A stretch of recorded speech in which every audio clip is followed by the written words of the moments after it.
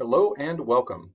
This is video number 1 in an 8-part series about World War I. In this series, we're going to take a look at World War I, giving particular emphasis to the events leading up to the war and then what happened with the conclusion of the war. We'll also talk about some aspects of the war and the fighting in between, but a lot of the emphasis is going to be on what led to the war happening and what happened as a result of the war itself. Part of what we're going to also be looking at with this topic of World War I is a bit of an illustration of some of the challenges that imperialism and nationalism brought to the world.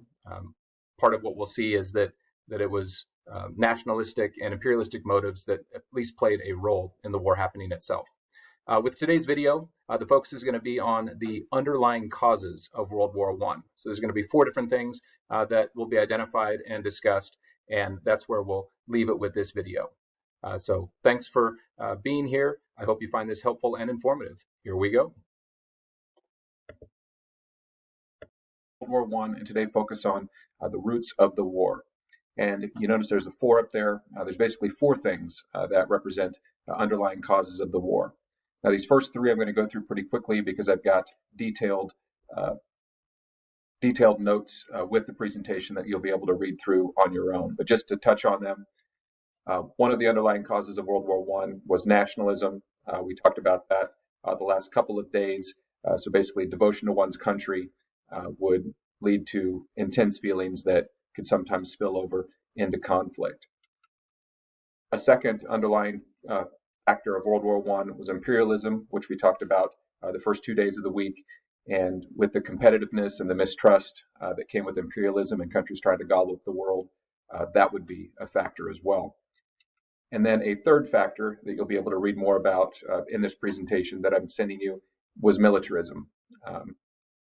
One of the things that was changing at the start of the 20th century, which would be the beginning of the 1900s, is countries were beginning to build large standing armies and feel like having a big military and a big army was a measure of greatness for the country. And so as you can imagine, when you're talking about warfare, having lots of capacity for war definitely was a factor. Now, the 4th underlying cause of the war that I want to take a little bit of time to discuss is the alliance system that was in place at this time. This would be a major part of how World War I would unfold, not only just when it began, but throughout the duration of the war.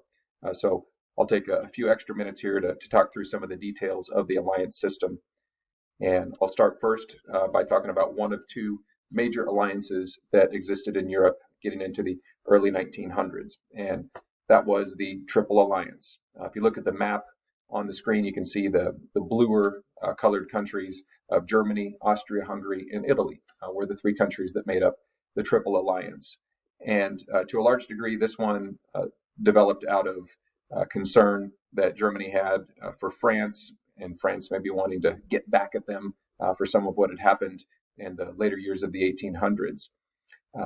But as it developed, the basic understanding that the 3 countries had is that if 2 or more countries attacked one of the 3, the others would come in to help.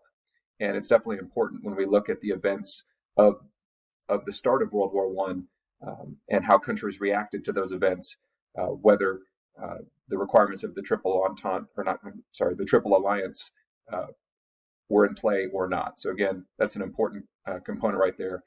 If 2 or more countries attacked one of the 3, then the others would come in to help.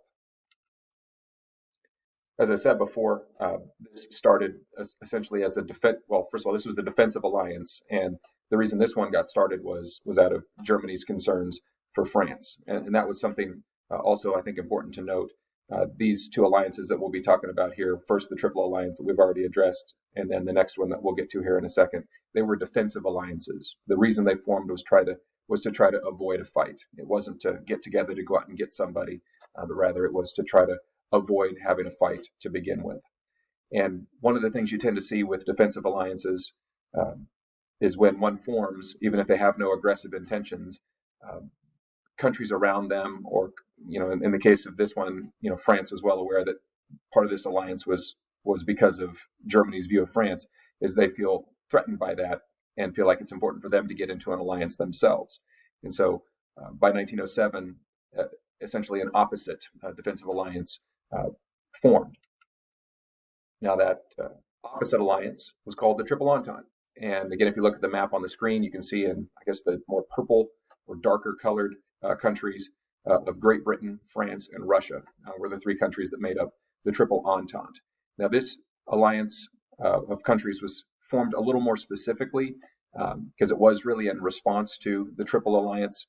And so their understanding was specifically if Austria, Hungary, or Germany attacked any of those three, that the others would come in to help. So in theory, if Italy would attack France, for example, the Triple Entente didn't need to come into play. However, if Germany attacked France, that would be a different story.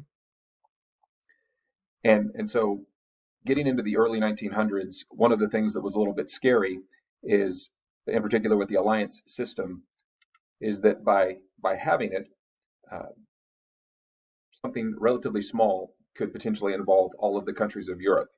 And so when you factor in the other underlying causes of the war, nationalism, imperialism, and then militarism, it should be no surprise that what would turn out to be World War I would unfold the way that it did.